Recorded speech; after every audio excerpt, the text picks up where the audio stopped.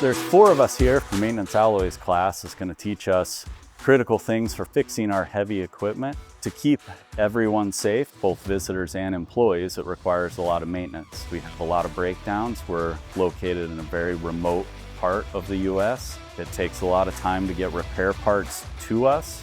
Hi, I'm Charlie LaRich from the Lincoln Electric Welding School, and we are at the Welding Technology and Training Center. They're here learning how to weld with SMAW, also known as stick welding. They're learning how to use torches, plasma torches, oxy-fuel torches. They're also working on our Elevate, our battery-operated welding machine, which they can take in the field with them because they're not next to electricity where they're at all the time. Charge it up and they're ready to go. We're excited to see these guys in the field with the training they received here at Lincoln Electric Welding School put to use.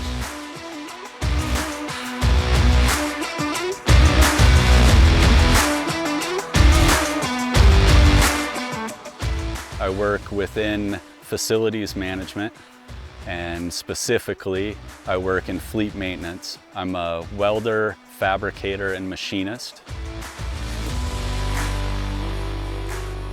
Throughout the park we have multiple maintenance shops, and they are all equipped with their own cutting and welding equipment. If any staff noticed any issues with any of our trails, roads, systems, railings, it gets reported and addressed.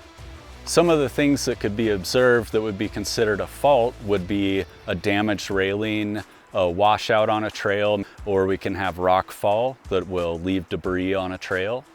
We have a lot of standing trees, standing dead. We have a lot of blowdowns happen. Strong winds, localized strong winds, or large storms will blow down trees over trails or over roadways or walkways.